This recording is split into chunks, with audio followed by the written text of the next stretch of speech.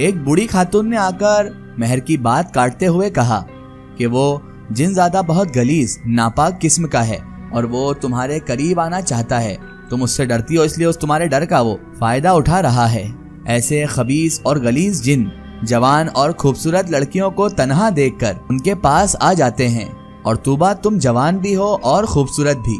बेटा, हमेशा अपने बालों को बांध कर रखा करो, उससे डरा मत करो, क्योंकि उसका सामना तुम्हें ही करना है। और तुम जब तक खुद की मदद नहीं करोगी, कोई भी तुम्हारा कुछ भी मदद नहीं कर पाएगा और कोई भी कुछ नहीं कर सकता है। उसका सामना सिर्फ और सिर्फ तुम्हें ही करना है। तुम बहुत ज्यादा डरती हो उससे, तभी वो तुम पर हावी है। कभी भी उसे खुद के करीब आने मत देना। अगर ऐसा हुआ तो बहुत ज्यादा बुरा होगा। जहाँ तक तुम बता रही हो वहाँ तक तो उसका काम हमने आसान बना दिया है। तुमने खुद अपने पास बुलाकर उससे उसका काम और आसान कर दिया है। वो काफी हद तक बढ़ चुका था। वो खातून बोले जा रही थी और महर और तूबा दोनों साकत होकर सुने जा रही थी। उसके बाद उस बूढ़ी औरत ने तूबा से कहा, ये लो, अपने हाथ पर बांध लो इसे। इस बांधने से तुम्हें वो नजर तो आएगा लेकिन तुम्हारे पास नहीं आ पाएगा, और जब वो सामने आए, तुम्हें नजर आए, तो तूबा बेटा हरगिज़ उससे डरना मत। तुम उसका सामना करना। ये धागा जब तक तुम्हारे हाथ पर बंधा हुआ है वो तुम्हारा कुछ भी नहीं बिगाड़ पाएगा। और तुम हिम्मत रखना, अपने आप की मदद करना सीखो, वरना कोई भी तुम्हारी कुछ मदद नहीं कर पाएगा, क्योंकि उसका सामना सिर्फ और सिर्फ तुम ही कर सकती हो। और हाँ बेटा, ध्यान रखना, वो जिनज़ादा है, उसके पास कुछ रूहानी ताकतें भी होंगी। वो कोशिश करेगा, साजिशें करेगा, तुम्हारे हाथ से धागा उतरवाने की भी कोशिशें करेगा, लेकिन तुम उस वक्त सतर्क रहना और इस धागे को हरगिज मत खोलना। वो लाख कोशिशें करेगा तुमसे धागा खुलवाने की, तुमसे इस धागे को अलग करने की, लेकिन तुम हमेशा मोहतात रहना और इसे तुम हरगिज मत खोलना, वरना तुम भी नहीं जानती तुम बहुत बड़ी मुश्किल में पड़ जाओगी। हरगिज ये धागा खोलने की अब तुम कोशिश भी मत करना। गलती से भी कोई गलती मत करना जिससे उसे और मौका मिल जाए। और अगर तुमने इस धागे को खोलने की कोशिश की और ये धागा तुमसे अलग हो गया तो ध्यान रखना, फिर वो तुम पर कब्जा कर लेगा, क्योंकि वो नहीं चाहता तुम किसी बंदिश में रहो और तुम किसी तरह भी उससे दूर हो जाओ। क्योंकि तुम जाने अनजाने में उसे खुद के पास आने की दावत दे चुकी हो। अब वो बस एक मौके का इंतजार कर रहा है। अगर उसे मौका मिल गया तो वो फिर तुम पर से कभी नहीं हटेगा, और तुम्हारे ऊपर अगर एक बार वो काबिज हो गया तो फिर उसे हटाना बहुत ज्यादा मुश्किल हो जाएगा। और अगर अब तुमने धागा खोल दिया और उसे दावत दे दी तो तूबा बेटा, हम भी कुछ नहीं कर पाएंगे, इसकी जिम्मेदार तुम खुद होगी। खातून ने वो धागा तूबा की तरफ बढ़ा दिया और थोड़ी सख्ती से कहा, ये लो, तुम भी इसे अपनी कलाई में बांध लो। उसने एक धागा महर की तरफ भी बढ़ाया और कहा, महर बेटा, तुम भी इसे अपने हाथ पर बांध लो, क्योंकि तुम उसके बारे में जान चुकी हो। उस जिनजादे को ये पसंद नहीं आएगा कि उसके बारे में हर किसी को मालूम हो सकता है वो तुम्हें भी नुकसान पहुंचाने की कोशिश करे ताकि तूबा हार मान जाए। इसलिए महर, तुम भी इसे अपने हाथ पर बांध लो। खातून ने एक धागा महर के हाथ में भी थमा दिया।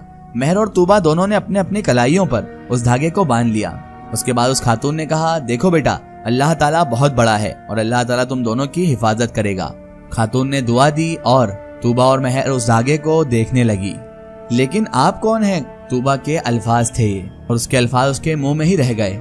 ये कहाँ चले गईं? तूबा ने सामने देखा तो कोई भी वहाँ पर मौजूद नहीं था। वो खातून वहाँ पर नहीं थी। पता नहीं ये कौन थी? महर भी अब हैरान रह गई थी। मेरे घर में तो आज तक, तूबा तुम्हारी कसम, मैंने इन्हें देखा ही नहीं। इस तरह ये औरत मेरे घर में कैसे आ गई और ये कौन थी? मुझे कुछ समझ नहीं आ रहा तूबा तभी कहने लगी, महर, ये सब क्या हो रहा है मेरे साथ? आखिर ये औरत कौन थी और ये उस जिनजादे के बारे में कैसे जानती थी और ये हमारी मदद आखिर क्यों करने आई थी?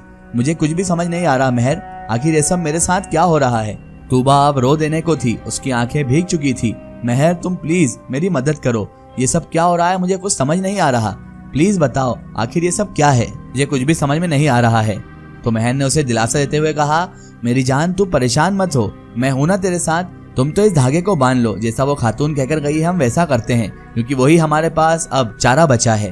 इंशाअल्लाह सब ठीक हो जाएगा। अल्लाह बहुत बड़ा है और अल्लाह हमारी हिफाजत जरूर करेगा। महर ने बड़े प्यार से तूबा से कहा था।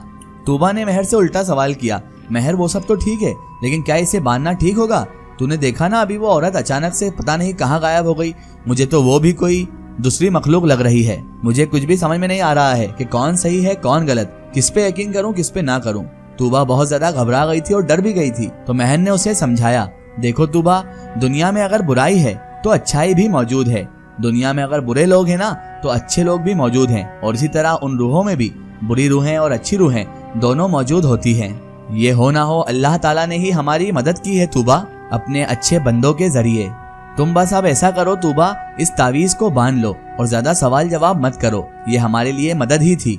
महर ने उसे बहुत समझाया, तब जाकर तूबा के कुछ समझ आई और तूबा को भी यकीन हुआ कि हो ना हो वो औरत अल्लाह की तरफ से हमारे लिए मदद ही थी जो हमें ये धागा देकर गई है। उसके बाद दोनों सहेलियों ने अपने अपने हाथों पर उस धागे को बांध लिया। दोनों ने उन धागों को बांधकर एक सुकून की सांस ली और उसके बाद तूबा अपने घर को रवाना हो गई, क्योंकि तूबा देर का बोल के आई थी और काफी देर हो चुकी थी, इसलिए उसे घर जाना भी बेहद जरूरी था। अब तूबा का खौफ पहले से कम हो चुका था। दिन गुजरते गए, कुछ दिन बाद तो तूबा का खौफ बहुत कम बचा था और सब चीजें अच्छे से गुजर रही थी। तूबा को वो जिन्नात नजर तो आता था, लेकिन वो उसके पास नहीं आ पाता था और तूबा को भी सुकून था कि वो उसके पास नहीं आ रहा है। तूबा अब धीरे धीरे अपनी पहले वाले लाइफ पर, अपने पहले वाले नेचर पर वापस आ रही थी।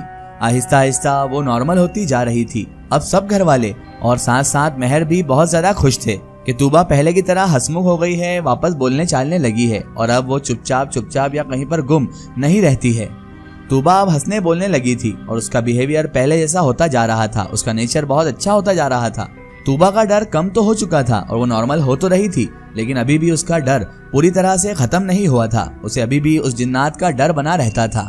तूबा को लगने लगा था सब ठीक हो गया है, लेकिन आगे क्या होने वाला है, सबके सब लोग तूबा समेत इस बात से बेखबर थे।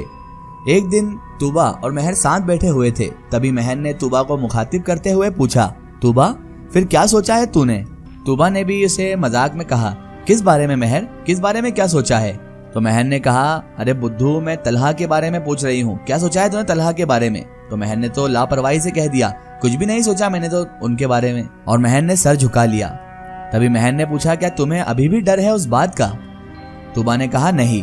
महर ने कहा, देखो तूबा, अब तो वो जिन्नात भी तुम्हारे पास नहीं आता, फिर अब क्या मसला है तुम्हारे साथ? आखिर तुम तलहा के बारे में क्यों डिसीजन नहीं ले पा रही हो? तूबा ने कहा, कुछ नहीं मसला है।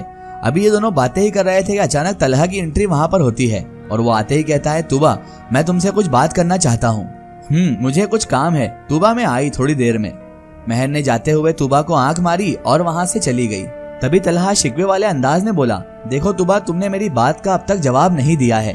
तलहा मामूल के खिलाफ आज बहुत संजीदा नजर आ रहा था। आज ना कोई मजाक था ना ही कोई शरारत। तूबा अनजान बनते हुए बोली, कौन सी बात तलहा? तलहा ने उसे घूरा, तूबा अनजान मत बनो और भोली मत बनो, मुझे बताओ, मेरा जवाब मुझे चाहिए। तूबा ने कहा, मैं सोच कर बताऊंगी। इधर उधर देखने लगी तूबा, उसे नजरें भी नहीं मिला रही थी। तभी तलहा ने संजीदगी से कहा, देखो तूबा, तुम्हारे पास कल रात तक का वक्त है, जितना सोचना है सोच लो। वो वहां से चली गई, पर तलहा खुश हो गया कि आखिर तूबा ने अपने लब खोले और कुछ तो कहा कम से कम, वरना वो तो हमेशा से ही बिना कुछ कहे वहां से चली जाया करती थी। दूसरे दिन तूबा ने तलहा को हाँ कर दी। तलहा तो मानो झूम उठा था। उसने तूबा के बहुत रोकने और मना करने के बावजूद भी अपने घर पर बात कर ली थी। सीमा बेगम और अहमद को तो बिल्कुल भी कोई एतराज ही नहीं था, क्योंकि सीमा की तो मानो दिल की ख्वाहिश पूरी हो गई थी। तलहा सब कुछ बहुत ज्यादा जल्दी चाहता था, इसीलिए सीमा बेगम ने सायरा बेगम से बात कर ली। सायरा बेगम को भी भला क्या एतराज होता। तलहा और तूबा की बात पक्की हो गई, उनका रिश्ता पक्का हो गया। दोनों को ही अब अपनी अपनी मोहब्बत मिलने जा रही थी। सब जगह पर खुशी का ही माहौल था, सभी खुश थे सिवाय एक के। अब क्या होना था इन दोनों की जिंदगी में, आगे क्या होगा, ये जानेंगे हम इस वीडियो के अगले पार्ट में। दोस्तों, अगर आप भी अपनी जिंदगी की कोई सच्ची कहानी या सच्ची घटना हमारे चैनल से शेयर करवाना चाहते हैं और आप चाहते हैं कि आपकी स्टोरी भी माई स्टोरी बुक चैनल से शेयर हो, तो आप हमें हमारे फेसबुक पेज पर कांटेक्ट कर सकते हैं और अपनी स्टोरी वहां पर हमें बता सकते हैं।